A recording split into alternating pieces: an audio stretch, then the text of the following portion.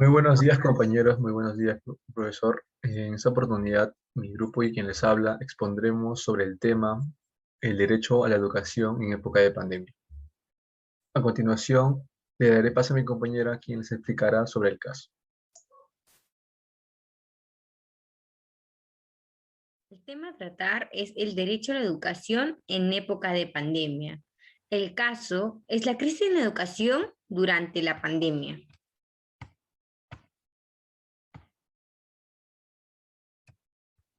La descripción del caso.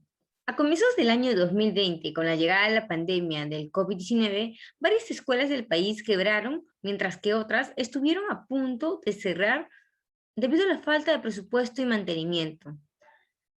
Por esta razón, se implementó las clases virtuales. Aunque comenzó como un buen servicio, varios profesores no estaban bien capacitados para operar de esta nueva manera, para poder enseñar. Asimismo, los estudiantes que viven en zonas rurales, como en provincia, no contaban con dispositivos electrónicos o internet. Ante esta situación, la Minedu indicó que quería la entrega de tablet para estas provincias que no cuentan con el dispositivo ni el servicio de internet. Debido a esto, el Estado, con el apoyo del Ministerio de Educación, implementó el programa Aprendo en Casa, distribuido en diferentes plataformas, ya sea radio, televisión y YouTube, como una medida general para que todos pudieran acceder al programa de Aprendo en Casa. ¿Por qué el caso escogido es un conflicto ciudadano? En la coyuntura actual de la pandemia, la educación ya no ha optado por ser presencial, sino de manera virtual. La educación virtual, asimismo, requiere de dispositivos electrónicos e Internet. Es por ello que debido a esta falta de recursos es que se ha marcado una brecha social en educación entre personas que sí cuentan con estos recursos y otras que carecen de ello. En conclusión, podemos ver que la educación actual se ha convertido en un privilegio, debido a que no muchas personas cuentan con los recursos necesarios para la educación virtual. Y en el capítulo 2 del artículo 17 de la Constitución se declara la educación inicial, primaria y secundaria como son obligatorias, asimismo también son gratuitas en diversas instituciones del Estado. Es por ello que la educación se ha convertido en un problema social, ya que nosotros como ciudadanos tenemos el derecho a la educación, pero ante estas dificultades y la problemática social, se ha visto objetada, se ha visto dañada la educación, porque no muchas personas pueden acceder a algo que es un derecho.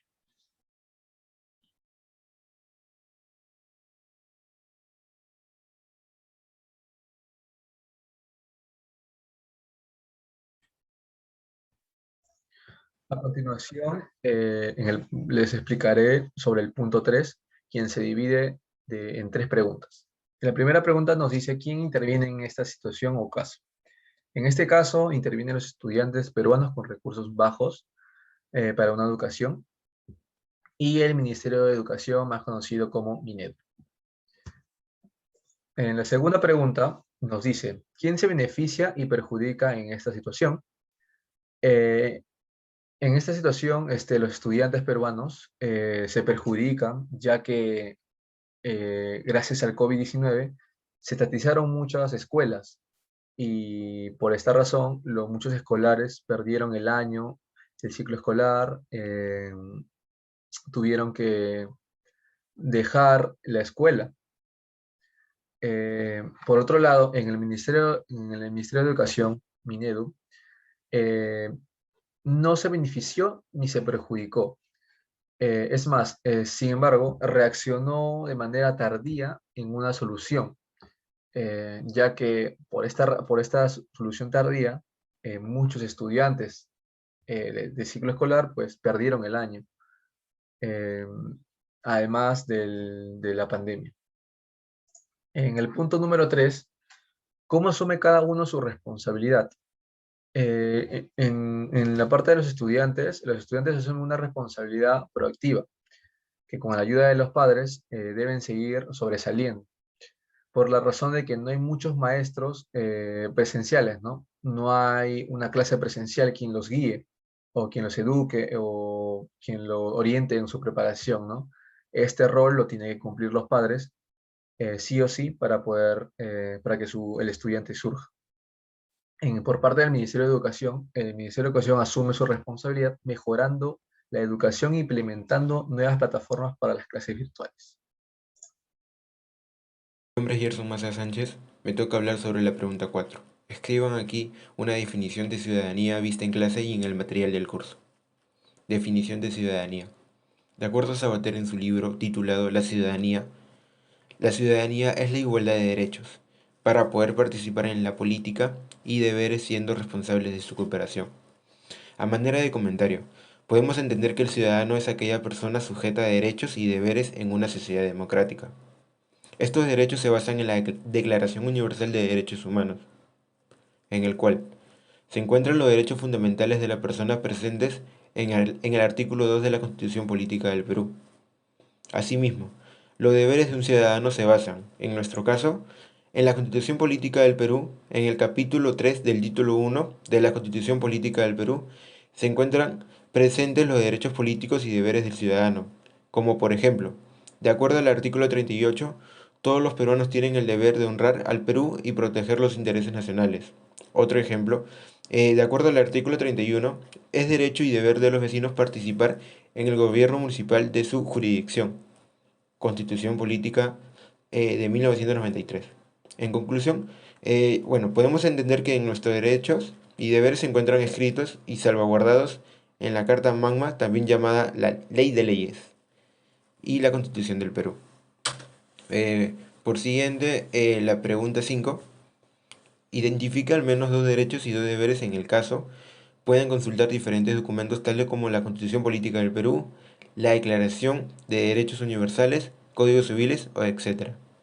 Empezamos con los dos derechos.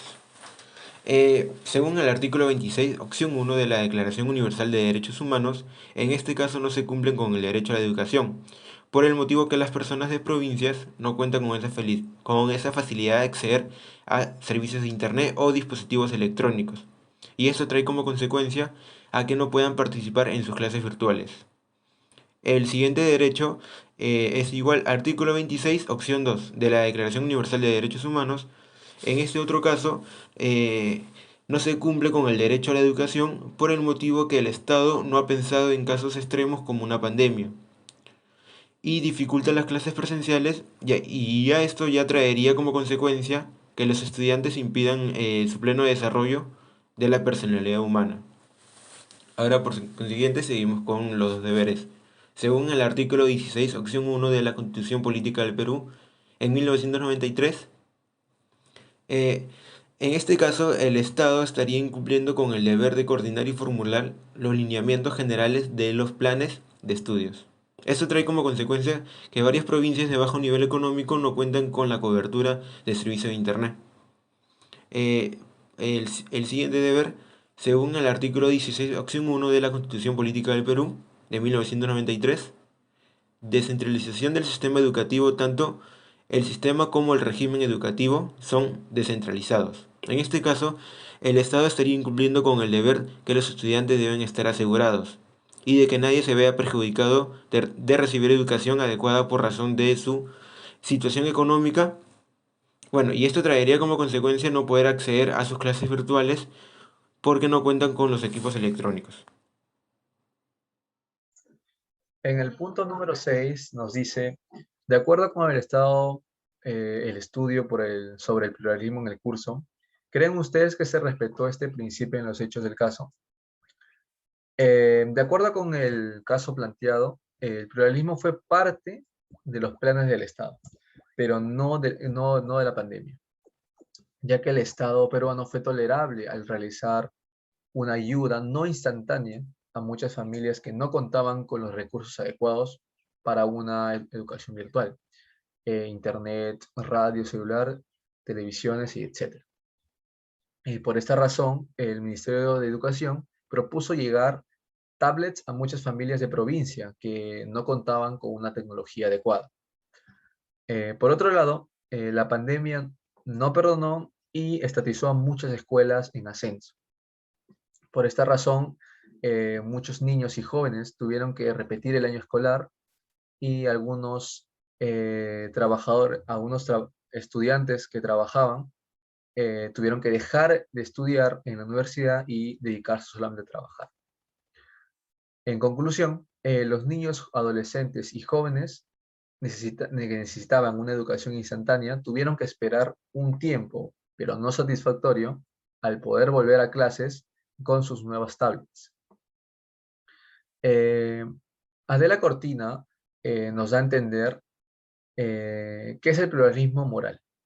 Ella nos dice que el pluralismo moral es compartir unos mínimos morales de justicia, aunque se discrepe en los máximos de felicidad. A continuación les pasaré con mi compañero. Buenos días, profesor. Buenos días, compañeros. Mi nombre es Alejandro Seña y yo voy a exponer la última parte de nuestro caso. En el caso elegido, ¿hubo respeto entre los protagonistas?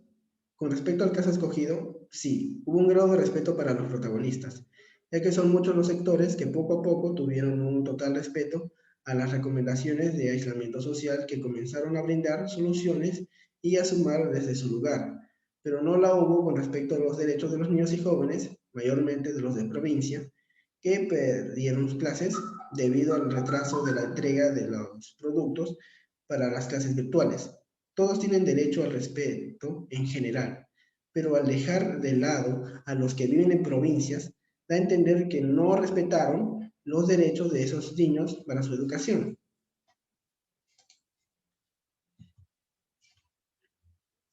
¿Cómo habría cambiado el curso de los acontecimientos si hubiera existido una actitud respetuosa? Al inicio sí hubiera cambiado los acontecimientos. Por ejemplo, anteriormente ya se sabía que el nivel de intelecto en el país había bajado en un 68%, y más con respecto al tema de la pandemia y el aislamiento. Aunque se ofreció a las escuelas servicio, no se tomó en cuenta desde el inicio a aquellos que no contaban con internet o tablets para las clases virtuales. Si se hubiera tenido en cuenta eso mismo, la mayoría de los niños y jóvenes no habrían perdido las clases para su educación escolar. El respeto es un derecho para todos.